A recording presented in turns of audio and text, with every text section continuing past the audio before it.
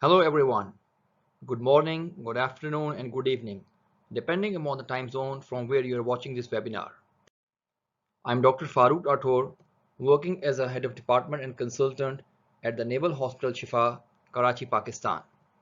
I'm also the national representative of International Society of Physical and Rehabilitation Medicine and Asia Oceania Society of Physical Medicine and Rehabilitation. I'm the executive board member and lower middle income country representative at the executive board of Cochrane Rehabilitation. In addition, I'm also the member of the World Health Organization Expert Advisory Panel on Rehabilitation. There are no disclosures or conflicts of interest. Please note that it is not possible to go into detail of everything in these 20 minutes. I will only give you some guiding principles and provide food for thought. I hope that after this webinar, you will explore these links in detail. Feel free to contact me if you need more information and resources. The contact details will be shared at the end of the presentation. There are three main learning objectives of this particular presentation: to guide you on how to write during and even after the COVID-19 pandemic, discuss different formats for publication with example, that is what to write, and identify possible journals where you can publish your COVID-19 related research, experiences, observations, and comments. So what started in Wuhan, China in December 2019, within 3 months rapidly spread to more than 200 countries. COVID-19 was declared as a pandemic on 11th of March 2020 by the World Health Organization, and as of June 1st, there are more than 6 million confirmed cases all around the globe, along with more than 371,000 fatalities. Despite these depressing statistics, experience with previous pandemics, global health crises, natural and man-made disasters like earthquake, tsunamis, landslides, and world war has taught us that human beings are very resilient. Even in our darkest hours, we are still able to see the light at the end of the tunnel. We do not lose hope and we keep moving forward. Now, one of the ways that humans have learned from the previous pandemics and global health care crisis is by carefully and systematically documenting their experiences, analyzing it, and then sharing it in form of publication and research with a wider world. And this is what we call research. The Cambridge Dictionary defines research as to study a subject carefully or in detail, especially in order to discover new information or understand the subject better. Now, the problem with COVID-19 pandemic related data is that at present, everything is not clear in black and white. There are many confusions and unanswered questions. Therefore, at the moment, every contribution will help solve the bigger puzzle and complete the picture of the pandemic. People working in different parts of the world have different experiences with the rehabilitation services in COVID-19 pandemic, and it is important that every perspective is shared in order to enrich the global pool of knowledge. Coming to the first objective of how to write. The global language of science is English, and currently most of the biomedical literature in the world is published in English language. If you want to publish in a reputable journal, you have to write appropriately and in the correct language.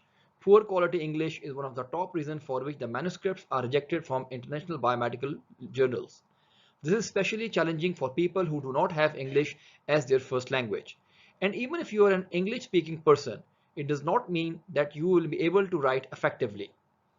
Scientific research and writing are skills which can be mastered by learning and repeated practice. There are dozens of resources available online, but due to the limitation of time, I will highlight only 3. The first one is Researcher Academy by the publishing giant Elsevier. It is an excellent and free for all resource that teaches writing and publishing skills using a series of online webinars, videos, and quizzes. Please register for free from the link given and explore this useful resource to improve your writing and research skills. The other option is to enroll in a Mooc. Mooc stands for Massive Online Open Access Courses. There are dozens of platforms offering thousands of Moocs, but the 2 largest ones are Coursera and edX. As you can see, these websites host courses from faculty from the world-class institute located all around the globe. There are thousands of courses available to each one of you. They specially provide an opportunity to physicians and professionals based in the developing countries to get access to world-class education without any need for travel or money. All courses are free. However, if you plan to get an official certificate, then you must pay somewhere between 50 to 100 US dollars, which is nothing as compared to the actual cost of traveling abroad to attend such courses. Thousands of courses are available and many are on improving skills in biomedical research, statistics, medical writing, public health, and much more. Please explore these websites and try to complete at least 2 to 3 related Moocs so that you can write and publish better during and after COVID-19 pandemic. Coming to the next thing, what to write. In simple word, the short answer would be you can literally write anything. I'm quickly going to give you certain example of different formats in which people have shared their experiences. And you would be amazed to know that it's not only original research article that can be published. It can be your own experience, your perspective, and the way that you dealt with that particular healthcare problem in your own circumstances. So look at this commentary published in Journal of Rehabilitation Medicine by our colleague Dr. Farooq and Amata Bhaskar from Australia. In this commentary, they have explained the role of medical rehabilitation in pandemics, and they provide a new perspective of integrating rehabilitation response in healthcare response to pandemic.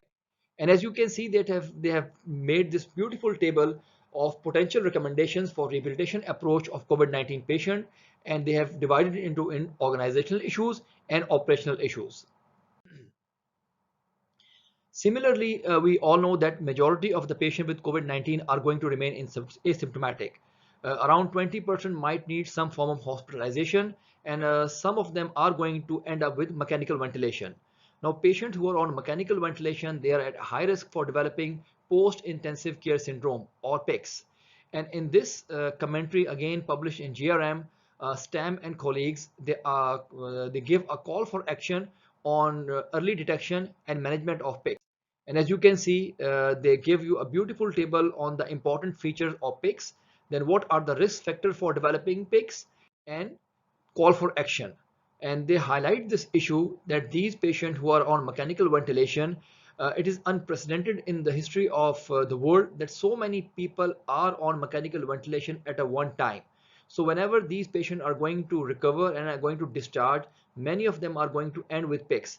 And if we don't care of these patients at this time, we are going to face a large surge of long-term disability, which might overwhelm our response. Again, in a letter to editor, another colleague discusses the value of providing rehabilitation services to COVID-19 patients. And as you can see, they focus on certain areas in order to provide a multidisciplinary rehabilitation care to these patients, focusing on aerobic exercises, strength training, static and dynamic balance, bronchial clearance techniques for the chest clearance, and then evaluation of basic activities of daily living and neuropsychological training, including counseling, psychological support, and cognitive training.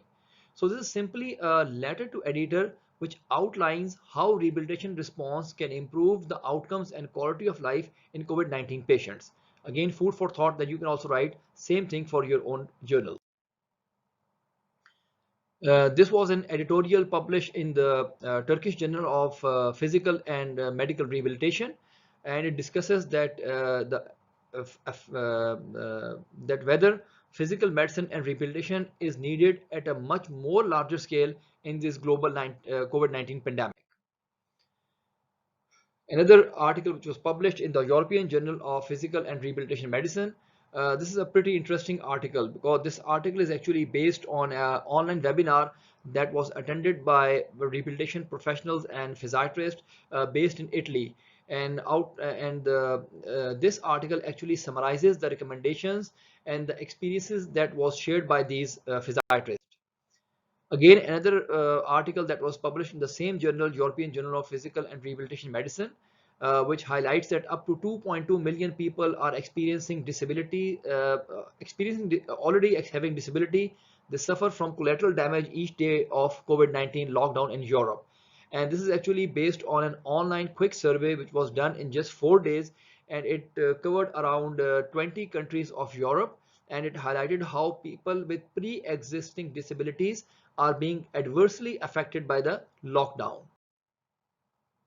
You can also write articles in order to provide clear guidelines regarding certain aspects. For example, look at this practical guidance for outpatient spasticity management during the COVID-19 pandemic. So this guideline article is published in the Canadian Journal of Neurological Sciences, and it is authored by the Canadian Spasticity COVID-19 Task Force, which includes a large number of physiatrists and other rehabilitation professionals. Similarly, a consensus report, again, which is a guideline report, was published in Turkish Journal of Physical and Medicine and Rehabilitation. And this particular consensus report focuses on providing pulmonary rehabilitation principles in SARS-CoV-2 infection, a guideline for the acute and subacute rehabilitation. So this is also a form of article that you can write during COVID-19 pandemic or any healthcare crisis. I personally like this technical note which was published in Journal of ISPRM.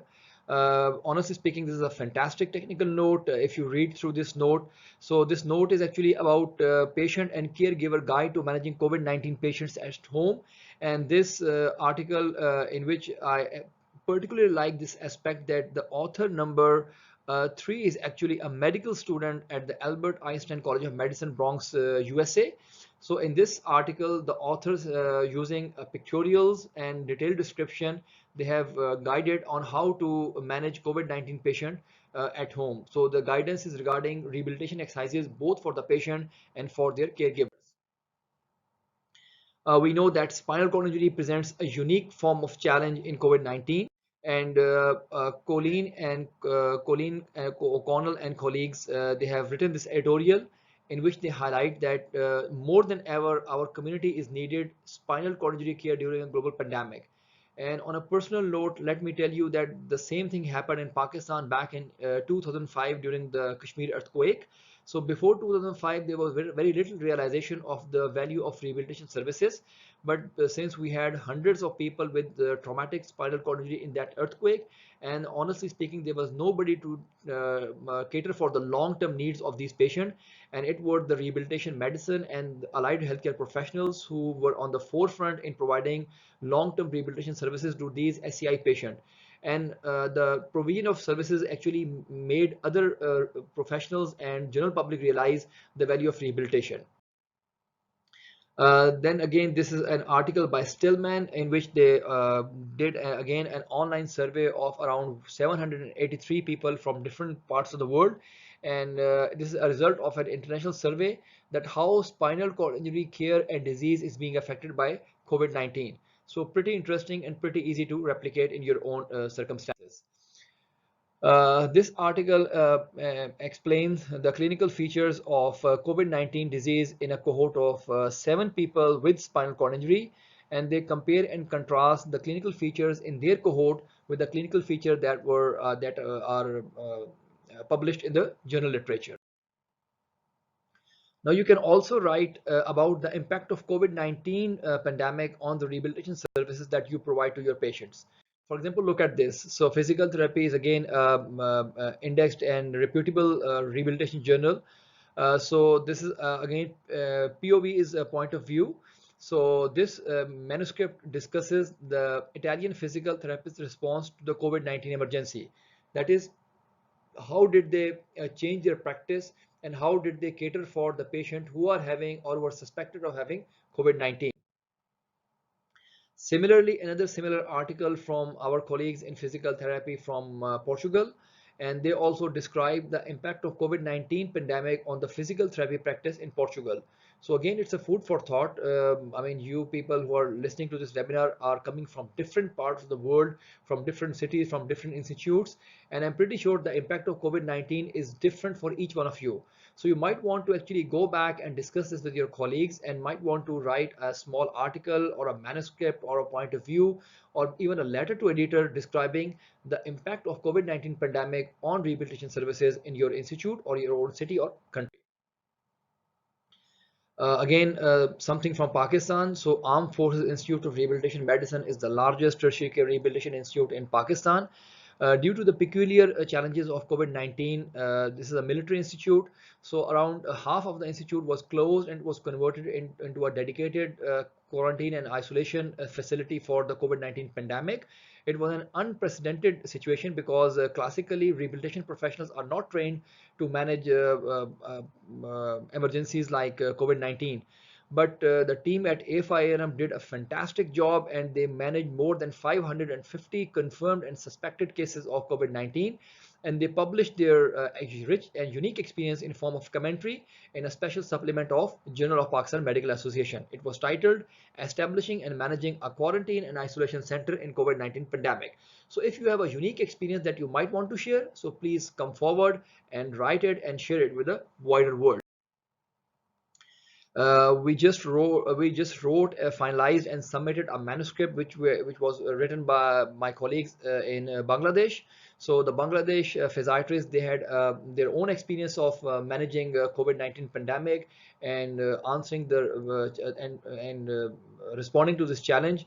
And they also made certain changes in their clinical practice as well as their academic training for their trainees. And they shared this experience in form of this article, Rehabilitation Strategies in COVID-19 Pandemic, the Bangladesh Perspective. This is under review at the WHO Health Bulletin. Probably this COVID-19 pandemic is a great way in which you can initiate collaborative writing with other specialties and with other colleagues working in similar institutes and in similar conditions. Look at this guidance article which was published in Canadian Journal of Neurological Sciences.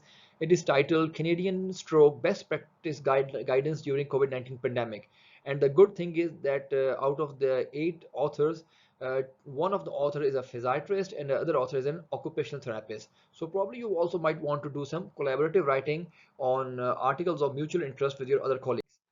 I also wrote an article with the neurologist at my own institute, and we wrote a review article that was published in JCN, and it was on neurological manifestations and complication of COVID-19, a literature review. So another example of collaborative writing. Uh, COVID-19 pandemic has affected learning all around the globe, and literally in every part of the world the learning has shifted on to the online and e-education, and this has affected the rehabilitation education as well. So again, for example, this article discusses that what is the impact of COVID-19 on the doctor of physical therapy, that is the undergraduate medical education for physical therapists in a hybrid learning environment. And probably this is the new normal. We also highlighted the challenges that are being faced in online medical education in developing countries, giving the example of Pakistan. This article is also under review at an international biomedical journal. Apart from that, you might have other different observations that you should actually share with the wider world. And again, giving you examples. For example, information overload and infodemic in the COVID-19 pandemic. So COVID-19 pandemic is especially highlighted by a large amount of information in which we are not sure that whether the information is correct or incorrect. This has been labeled as infodemic by WHO, and me and my colleague, Dr. Faria, we wrote a special commentary on this particular aspect in the special supplement of PMA.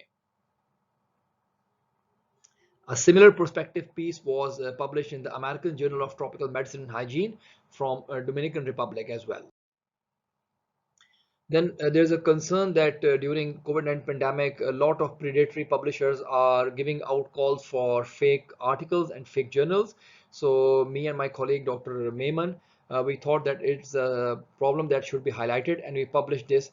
Publishing research during pandemics, are you vulnerable to COVID-19 or predatory publishing? Last but not the least is this special section, Me and My Neurological Illness, that was published in BMJ Neurology.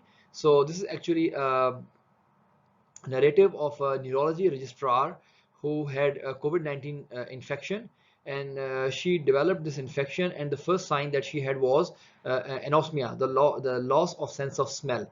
And in this one-page article, she explained how she underwent this problem and how going through this anosmia made her realize that how life is on the other part of the fence. She was a neurology registrar, but now she was a patient as well. So she could actually empathize with patients of COVID-19 and other patients of neurological illnesses that presented with anosmia.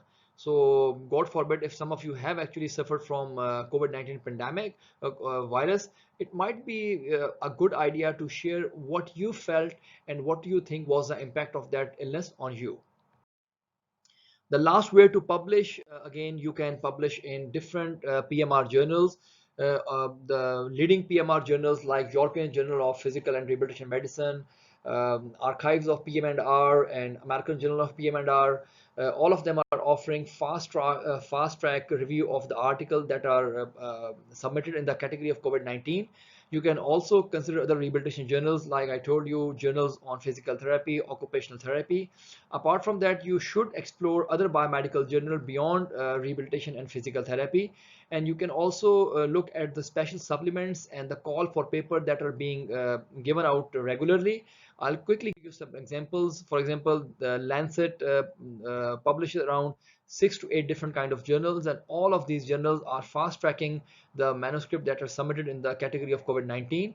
Apart from that, for example, you can see that Lancet Planetary Health has given out this call for articles. Journal of Disaster Medicine and Public Health Preparedness has also given out a call for coronavirus paper related to coronavirus. And you need to understand that this particular journal has actually published a lot of data on disaster rehabilitation as well. Apart from that, the American Psychological Association Journal has given out a call for paper on stigma in COVID-19. I have specially highlighted this one because as rehab professionals, we are very much aware of the stigma that the disability carries and the stigmatization and the marginalization of people with disability in the community. And similarly, the COVID-19 patients are also facing stigmatization and marginalization. So probably we can realize their issues very well, and we can write on that. Another example from Pakistan. So King Edward Medical University is the oldest medical university in Pakistan, more than 150 years old. So they have a reputable journal known as Annals of King Edward Medical University, and they have given a special call for paper, issue call for papers on COVID-19. And the last date for submission is 15th of June. So you might want to explore this particular journal as well. So the take-home message is that COVID-19 pandemic is a global healthcare crisis, and it's a unique challenge for all of us. But we need to realize that we are all in this together, and there is hope and there is still light at the end of the tunnel. At this time, every contribution from every part of the world matters. So it's important that you take out some time and you make the best use of the time that you have at your disposal to improve your research and writing skills by doing online courses, Moocs, and the Elsevier Researcher Academy.